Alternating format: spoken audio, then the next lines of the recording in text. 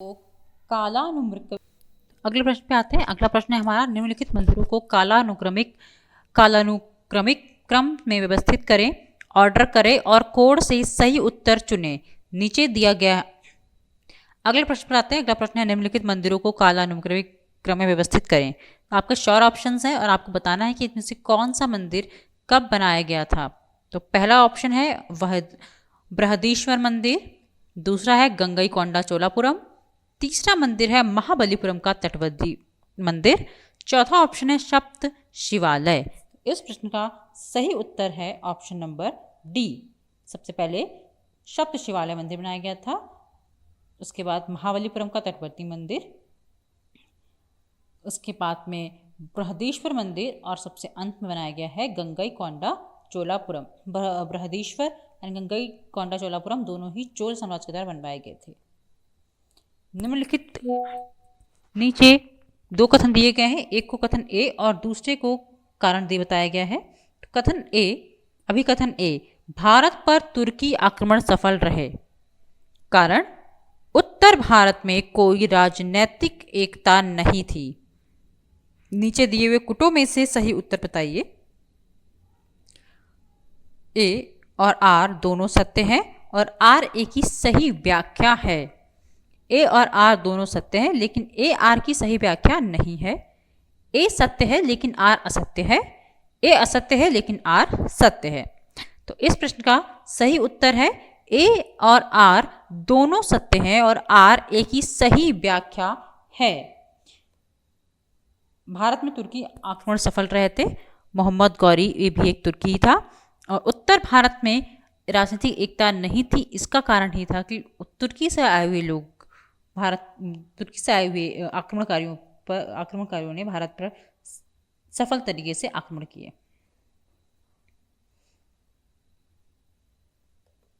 अगला प्रश्न है, ब्रिटिश भारत के निम्नलिखित अधिनियमों में से किस एक ने कॉर्पोरेट कार्यप्रणाली के स्थान पर पोर्टफोलियो या विभागीय प्रणाली को प्रतिस्थापित करके वायसराय ने अपने कार्यकारी परिषद पर अधिकार को मजबूत किया।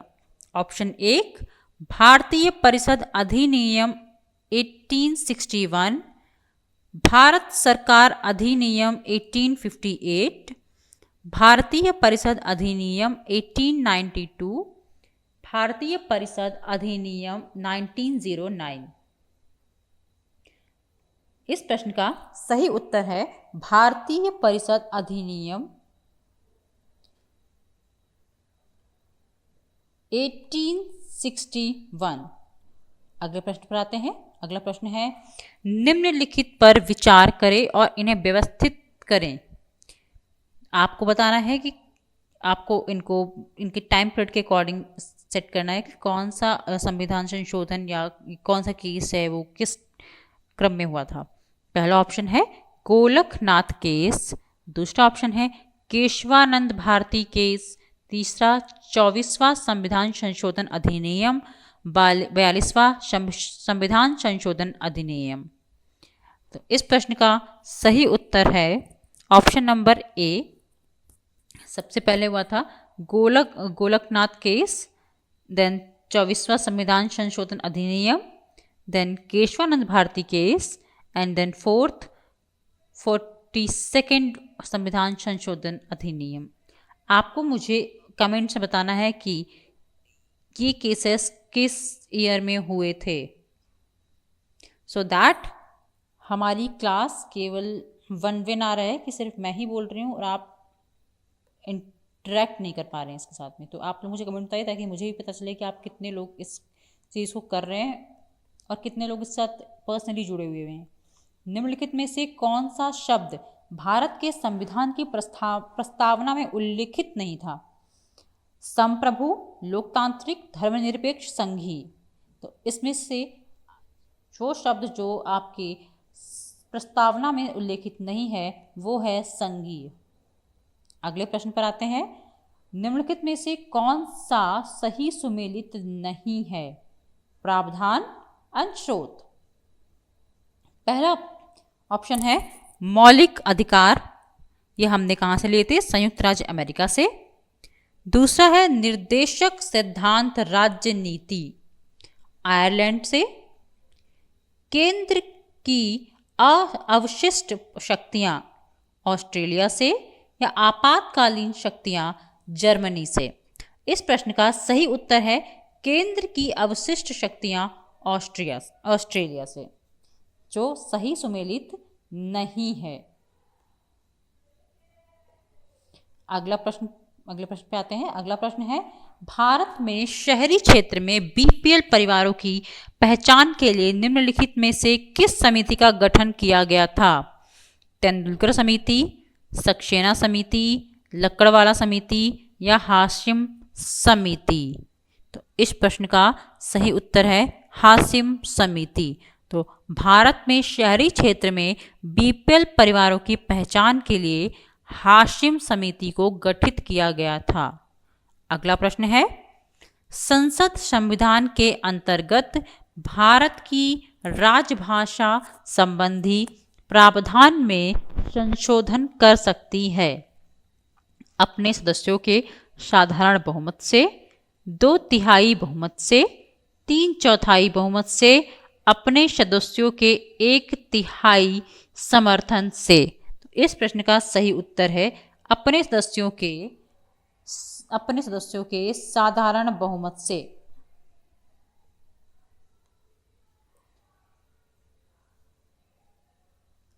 अगला प्रश्न है, निम्नलिखित में से कौन सा सही सुमेलित नहीं है? अनुच्छेद 50, न्यायपालिका का कार्यपालिका से पृथक्करण। अनुच्छेद 46, अनुसूचित जातियों और अनुसूचित जनजातियों के शैक्षिक और आर्थिक हितों का बढ़ावा देना। अनुच्छेद 43, सहकारी समितियों को बढ़ावा देना। अनुच्छेद 40, ग्राम पंचायतों का संगठन और उन्हें स्वशासन की इकाइयों के रूप में कार्य करने में सक्षम बनाना।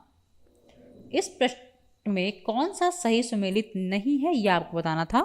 तो इसका सही उत्तर यानी कि जो गलत मिला हुआ है वो है सी, अनुच्छेद 43, सहकारी समितियों को बढ़ावा देना, क्योंकि सहकारी समितियों को बढ़ावा देना आर्टिकल 43B के अंतर्गत आता है। अगले प्रश्न पर आते हैं, निम्नलिखित में से कौन सा भारत का सबसे ऊंचा झरना है? ये काफ़ी पुराना क्वेश्चन है, कई बार पूछा गया है कई सारे एग्जाम्स में, और स्टैटिक क्वेश्चन भी, क्योंकि कभी भारत का सबसे ऊंचा झरना तो बदलने वाला नहीं है। तो आई होप एज ये इतने इजी क्वेश्चंस तो आप लोग बहुत आसानी से कर ही पा रहे होंगे।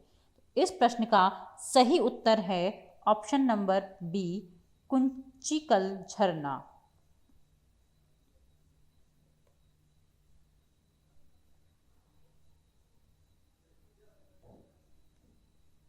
अगले प्रश्न पर आते हैं, निम्नलिखित में से किस नदी के मुहाने पर वर्ड्सफुट प्रकार का डेल्टा बनता है?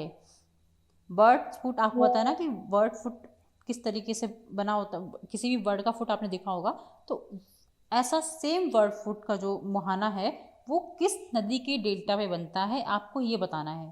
पहला प्रश्न है हुआंग हो, दूसरा ऑप्शन है नील, तीसरा ऑप्शन है डैन्यूब, चौथा ऑप्शन है मिसिसिपी।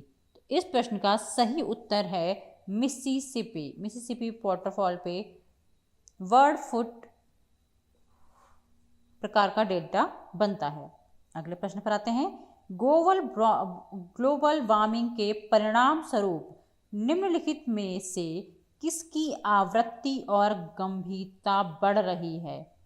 केवल चक्रवात की, केवल तूफान की, केवल हरिकेन की, या उपयुक्त सभी? इस प्रश्न का सही उत्तर है उपयुक्त सभी। अगले प्रश्न पर आते हैं, निम्नलिखित प्राकृतिक क्षेत्रों में से कौन सा बड़े खेलों की भूमि के रूप में जाना जाता है? इस प्रश्न को मैंने आपको कल भी जो प्रीवियस क्लास थी हमारी उसमें भी कराया था, तो आई होप कि आपको इसका उत्तर पता होगा। इस प्रश्न का उत्तर आज मैं नहीं कराऊंगी। अगर आपने नहीं देखी मेरी प्रैक्टिस सेट 3, तो आप जाइए उसको देखिए और इस प्रश्न का उत्तर दीजिए। आपसे नेक्स्ट आपको हमेशा एक प्रश्न मैं दूंगी जो प्रीवियस क्लास से होगा, और आपको मुझे गेस करके बताना है कि वो कौन सा प्रश्न है कमेंट्स में, और उसका उत्तर भी बताना है। अब हालांकि आपको आज तो मैंने बता दिया है, तो इसका उत्तर तो मैं नहीं दे रही हूँ, पर कल नेक्स्ट प्रैक्टिस सेट में मैं आपको उत्तर दे दूंगी, पर ये नहीं बताऊंगी कि कौन सा क्वेश्चन प्रीवियस सेट से है, वो आपको मुझे कमेंट से बताना है। इससे अगर आप ये चीज़ मेंटेन करते हो तो आप कंटिन्यूसली इस टेस्ट सीरीज को फॉलो करोगे और ये काफ़ी हेल्पफुल होगा आपके लिए। अगले प्रश्न पर आते हैं। निम्नलिखित में से कौन सा कथन सत्य नहीं है? ए, भूमध्य रेखा से ध्रुवों की ओर प्रजातियों की विविधता बढ़ती है। मतलब आप भूमध्य रेखा यानी कि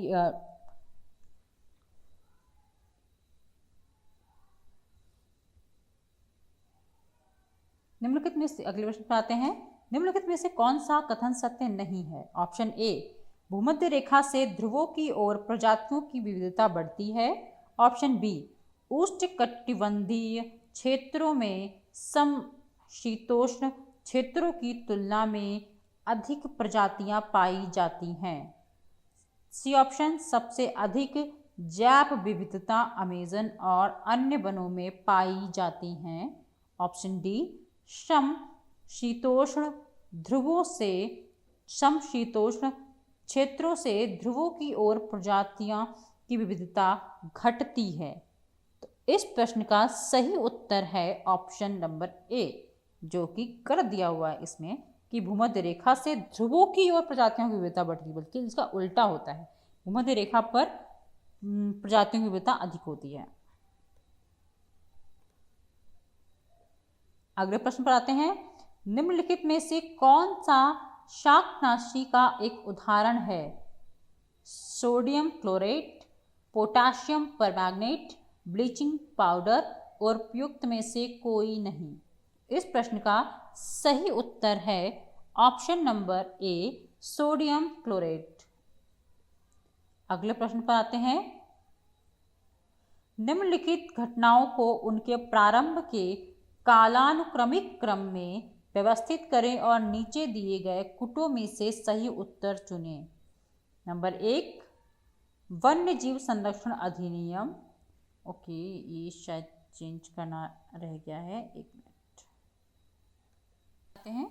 निम्नलिखित घटनाओं को उनके प्रारंभ के कालानुक्रमिक क्रम में व्यवस्थित करें और नीचे दिए गए कुटों में से सही उत्तर चुनें। ऑप्शन नंबर ए, वन्य जीव संरक्षण अधिनियम। ऑप्शन नंबर 2, जैविक विविधता अधिनियम। Option number 3, project tiger. Option number 4, project elephant.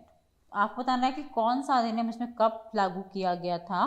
तो इस प्रश्न का सही उत्तर है ऑप्शन नंबर बी, सबसे पहले वन्य जीव संरक्षण अधिनियम आया था। उसके बाद में project tiger, then project elephant, और सबसे लास्ट में जैविक विविधता अधिनियम। आते हैं नेक्स्ट प्रश्न पे। पर्यावरण कुजनेट वक्र प्रति व्यक्ति सकल घरेलू उत्पाद और पर्यावरणीय क्षति के बीच संबंध दर्शाता है। पर्यावरण कुजनेट वक्र का आकार क्या है? उल्टा यू आकार, उल्टा वी आकार, उल्टा एल आकार, या इनमें से कोई नहीं। तो इसका सही उत्तर है ऑप्शन नंबर ए, उल्टा यू आकार। अगर आपको इस क्वेश्चंस की पीडीएफ के एक्सप्लेन्ड आंसर्स चाहिए या इन क्वेश्चंस की पीडीएफ चाहिए, तो आप मुझे नीचे कमेंट्स में बता सकते हैं। मैं आपको इनके क्वेश्चंस की with details answer PDF share कर दूंगी टेलीग्राम चैनल पर। नेक्स्ट क्वेश्चन पे आते हैं। राष्ट्रीय खाद्य सुरक्षा अधिनियम के संदर्भ में निम्नलिखित में से कौन सा कथन सही है?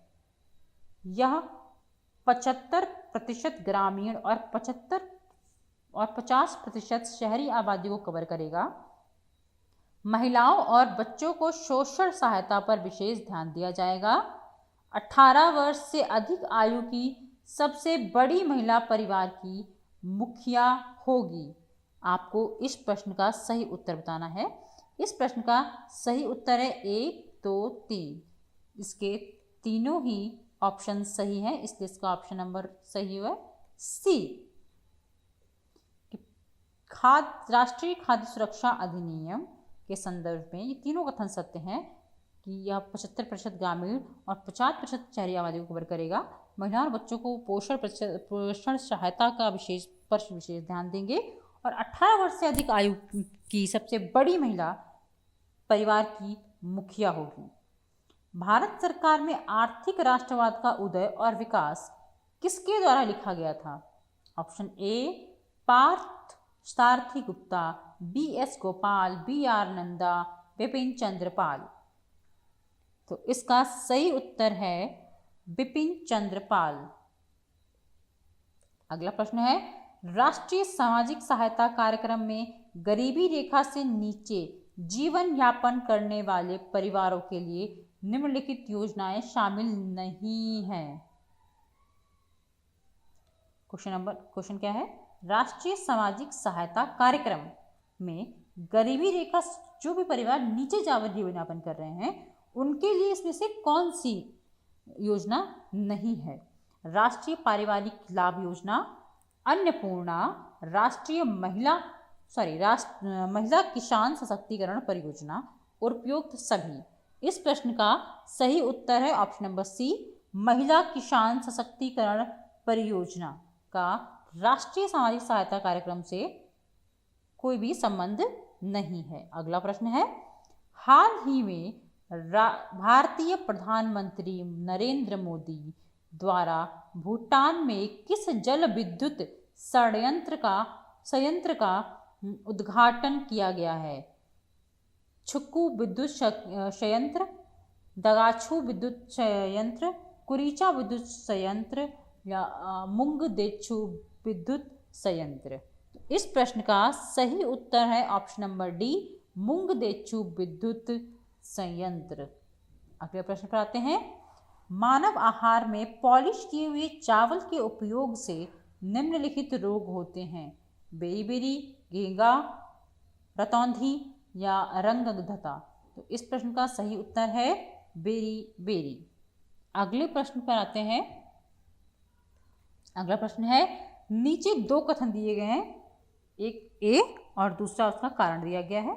अधिकांश विटामिन मानव शरीर में संश्लेषित नहीं होते हैं और उसका कारण क्या दिया गया है? मानव अंग केवल आवश्यक सूक्ष्म पोषक तत्वों का संश्लेषण करते हैं। केवल सैद्धांतिक। आपको बताना है इसमें से कौन सा उत्तर सही है। तो पहला ऑप्शन है ए और आर दोनों सत्य हैं और आर ए की सही व्याख्या है। ए और आर दोनों सत्य हैं लेकिन ए आर की सही व्याख्या नहीं है। ए सत्य है लेकिन आर असत्य है, ए असत्य है लेकिन आर सत्य है। तो इस प्रश्न का सही उत्तर है ऑप्शन नंबर सी, ए सत्य है।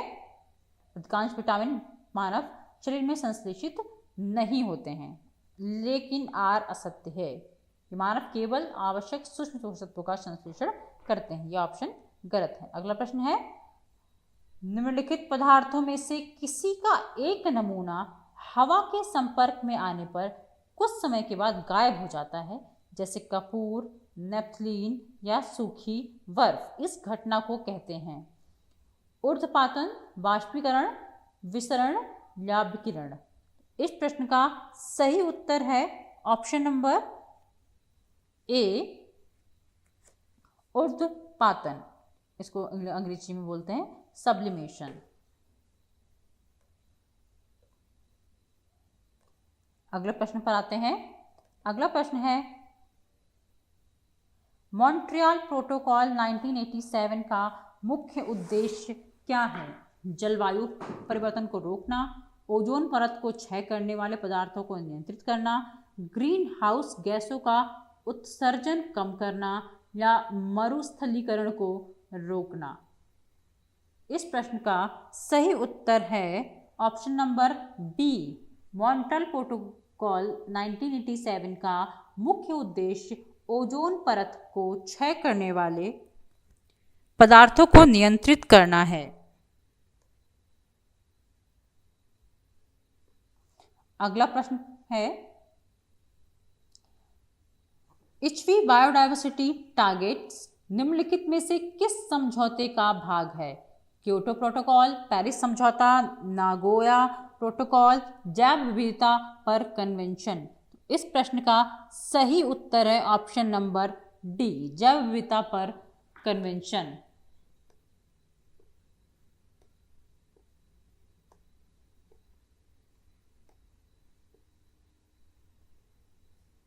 वेट अ मिनट, ओके, क्या ऑप्शन था इसका? जैव विविधता पर कन्वेंशन। अगले प्रश्न पर आते हैं। अगला प्रश्न है, ब्लू कार्बन शब्द का तात्पर्य है औद्योगिक कार्बन उत्सर्जन, महासागरीय वायुमंडलीय कार्बन, तटीय एवं समुद्री पारिस्थितिक तंत्रों के द्वारा अवशोषित कार्बन जैसे मैंग्रोव या सी ग्रास, कार्बन टैक्स प्रणाली। इस प्रश्न का सही उत्तर है ऑप्शन नंबर सी, तटीय एवं समुद्री पारिस्थितिक तंत्रों के द्वारा अवशोषित कार्बन जैसे मैंग्रोव, सी ग्रास। अगले प्रश्न पर आते हैं। एक मिनट पहले इसको टिक करते हैं। अगले प्रश्न पर आते हैं। अगला प्रश्न है, भारत का पहला कार्बन न्यूट्रल स्टेट कौन सा था? ये तो काफी इजी क्वेश्चन है, सिक्किम। अगले प्रश्न पर आते हैं, इकोलॉजिकल फुटप्रिंट का प्रयोग किसके मापन हेतु किया जाता है? जैव विविधता हानि, किसी व्यक्ति देश के द्वारा भुगतान किए गए प्राकृतिक संसाधनों और धरती की वहन क्षमता की तुलना, कार्बन डाइऑक्साइड मात्रा, शहरी प्रदूषण करण स्तर। इस प्रश्न का सही उत्तर है ऑप्शन नंबर बी, किसी व्यक्ति या देश के द्वारा उपभोग किए गए प्राकृतिक संसाधनों और धरती की वहन करने की क्षमता की तुलना। अगले क्वेश्चन पे आते हैं अब हम। अगला प्रश्न है, उत्तर प्रदेश ने 2047 तक अर्थव्यवस्था प्राप्त करने का लक्ष्य रखा है, जिसका लक्ष्य प्रति व्यक्ति आय को 26 लाख तक बढ़ाना है। आपको बताना है कि 2027 तक उत्तर प्रदेश सरकार ने अर्थव्यवस्था को कहां तक पहुंचाने का लक्ष्य रखा है। इस प्रश्न का सही उत्तर है option number D, $6 trillion.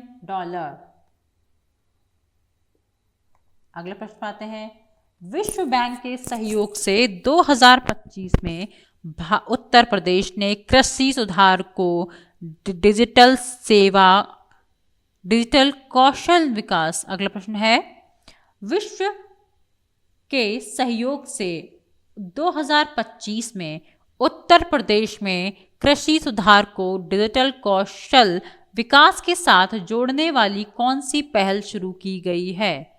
Uttar Pradesh agree डिजी, उत्तर प्रदेश सहमत और AI प्रज्ञा, उत्तर प्रदेश डिजिटल उत्तर प्रदेश, किसान डिजिटल उत्तर प्रदेश, कृषि तकनीक मिशन। इस प्रश्न का सही उत्तर है उत्तर प्रदेश सहमत और AI प्रज्ञा। ऑप्शन नंबर है इसका डी। अगले प्रश्न पर आते हैं। अगला प्रश्न है, मार्च 2025 में उत्तर प्रदेश के मुख्यमंत्री के द्वारा नोएडा में 1 गीगावाट एकीकृत और सौर विनिर्माण इकाई का निर्माण कार्य शुरू किया गया था। 3 गीगावाट बिजली के लिए है, या 4 गीगावाट, 5 गीगावाट या 6 गीगावाट। इस प्रश्न का सही उत्तर है ऑप्शन नंबर सी, 5 गीगावाट। 2025 में उत्तर प्रदेश के मुख्यमंत्री के द्वारा नोएडा में 5 गीगावाट एकीकृत सौर विनिर्माण इकाई का निर्माण कार्य शुरू हुआ।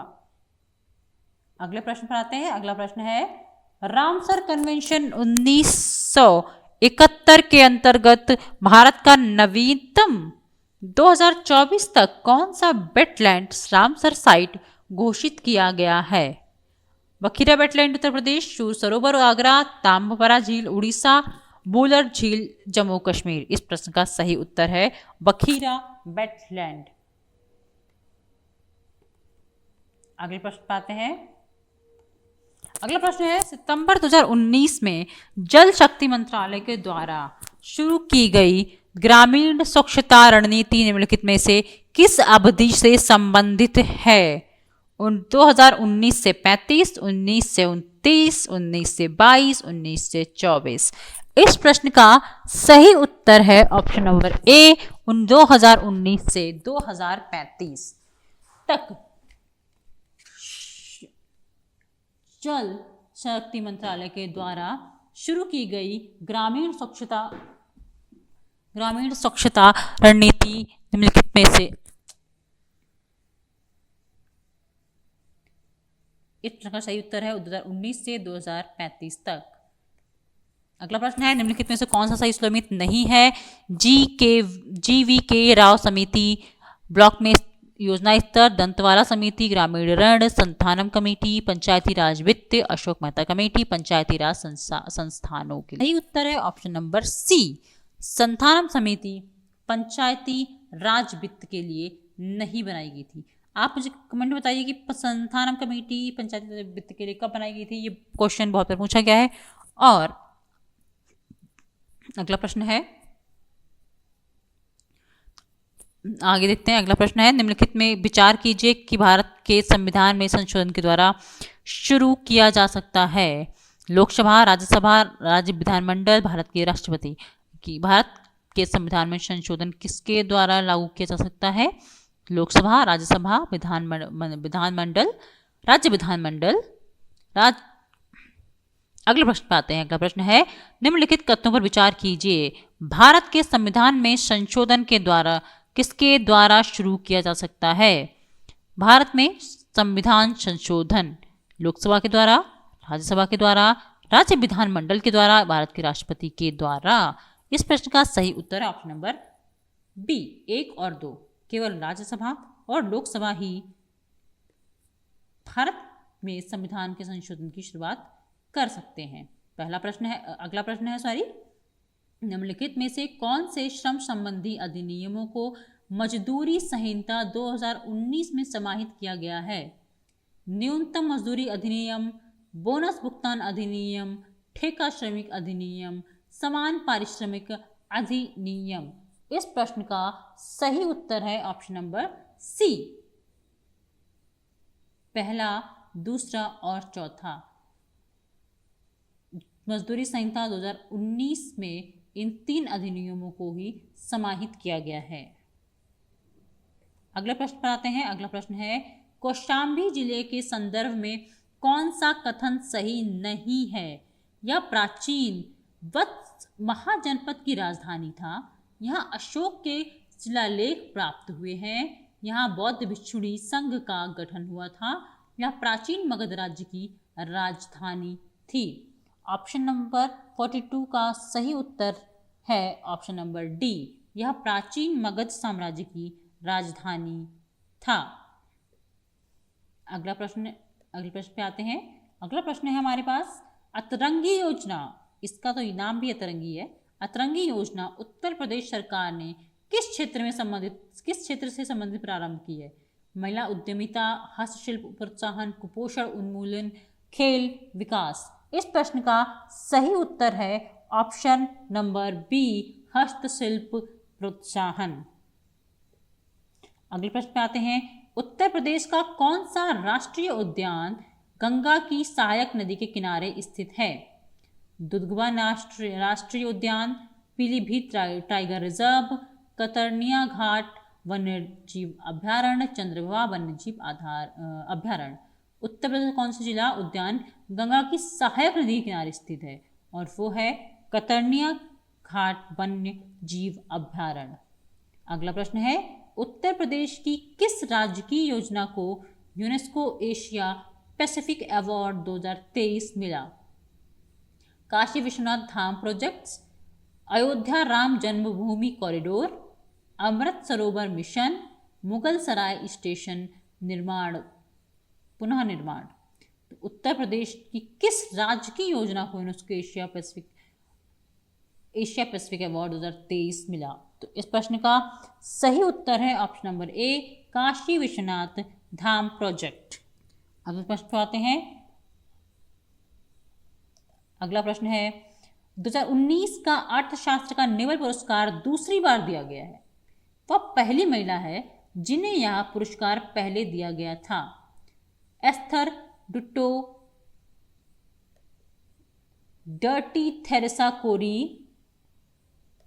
मारिया गोएपर्ट, एलिनार ओस्ट्रोम 40। इस प्रश्न का सही उत्तर है ऑप्शन नंबर डी,